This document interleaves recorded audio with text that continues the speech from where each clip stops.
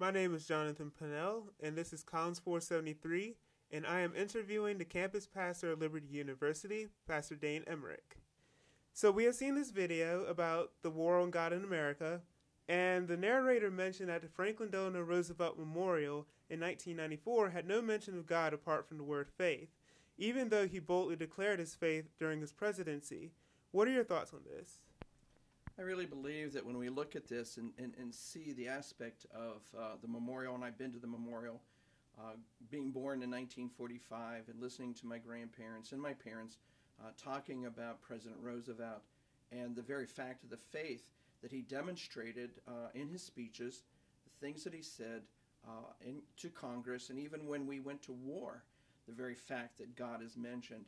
To me, it's appalling. It's the aspect that they are subtracting from what he had said and taking just certain sentences and words and quotes and leaving out the aspect of God. They are, to me, disgracing or showing lack of respect to a man who was a man of God, a man who believed in the Word of God. And so, I think if it was my family, I would definitely approach this and say, you need to change this. You need to put it right. No, I visited the memorial, and I was totally offended on the aspect of who that president was and the very fact that he was a man of faith. What are your thoughts on political correctness, since they had the visitor center that was being built in Washington, D.C., that one person even mentioned as a godless pit? Well, again, as I watched the film and as I saw them present this visitor center, again, they're distorting history. Some of the things that they brought out, the very fact that in God we trust. In I think the Senate and also in Congress, right over the speaker, just to have it digitally removed. To me, the very fact that it's there, it was there from the beginning when the building was built. Why would you even change that? Even if you're not a Christian, why would you change that? Why would you take that off? I mean, anybody with common sense could see that and then walk in to the Capitol, go to the House, look up and see that. In God we trust. Just to change these things, again, why are they so afraid of history, the historical value that's there? I mean, I go to the Lincoln Memorial. Go to Lincoln Memorial. Read the quotations that are there and see the very fact of who Lincoln was. He was a man of faith. So I watched that, and do I want to go to that visitor center? No. And I'm definitely going to discourage anybody who goes to Washington to go to that visitor center, because it is a godless pit. Okay, the next question. There was a quote by George Orwell that said, "Who controls the past controls the future. Who controls the present controls the past." Do you agree with this quote, and why? I would say that it should challenge us to stop those individuals from controlling the past by trying to change it. I think we as believers or patriots should stand up, being Christian, Jews, whatever, patriots who want to see our nation stand strong, to say, no way are we going to change the past.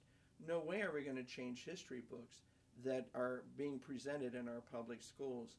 I think we're quiet, and we've been quiet too long.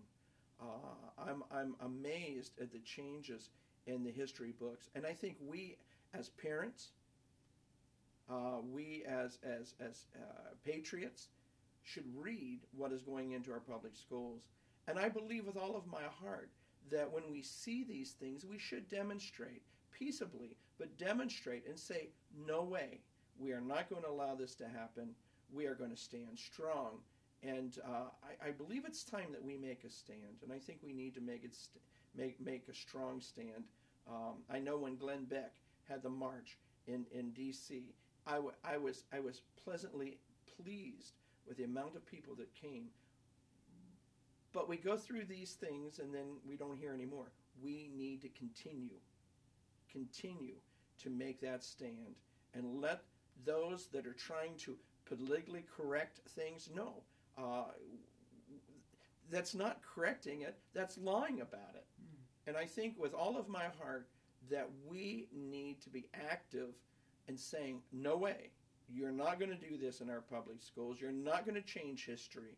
History stays history and remains history. And I want it taught correctly and not incorrectly, because we may be afraid that it may offend a few people.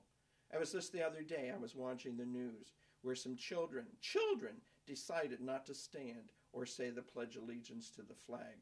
And the parents were appalled because they made them stand. Where has patriotism gone? Where do we stand strong on upholding our nation and standing behind our nation?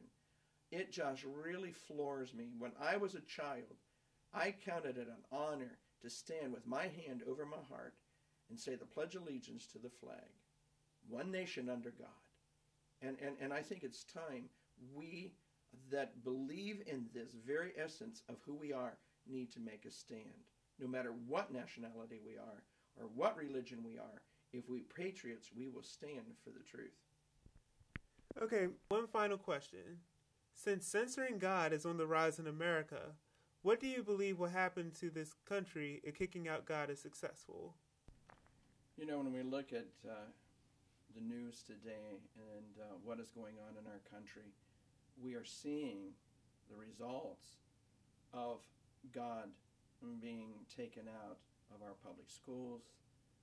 We can see the results in every avenue of the lives that we hear about today.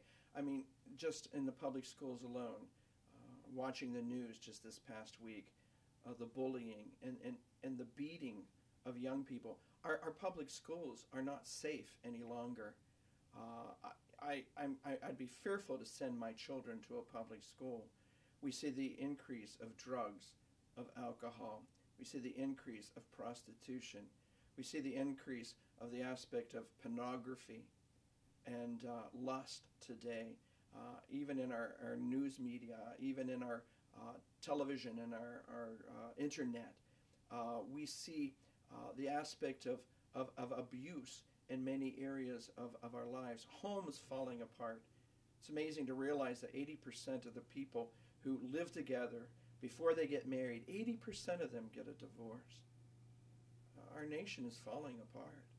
You know, I want to share a verse from 2 Chronicles, the 7th chapter, pointing to the fact of we as believers, Christians, Jews, no matter what denomination or what religion, if we believe in morals, if we believe in the aspect of morality, if we believe in patriotism, we need to stand strong. But as believers, in reading this in chapter 7, starting at verse 14, he goes on and he says, "If my people who are called by my name will humble themselves and pray and seek my face and turn from their wicked ways, then I will hear from heaven and I will forgive their sin and will heal their land." Our land needs to have a healing. And the unfortunate thing is, those that we are electing into office, those that we are putting in leadership positions, are tearing down the very framework and affecting the very foundation of our country. Let's face it, when our country was formed, read history. Don't let people change history. If your children and my children are in public school and we see books that are twisting history, we need to stand strong. We need to pray.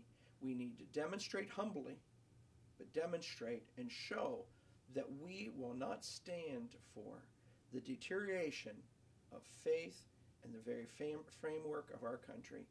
We must stand strong. This has been an interview with Pastor Dane Emmerich, campus pastor at Liberty University. on the video The War on God in America. And this is Jonathan Pinnell.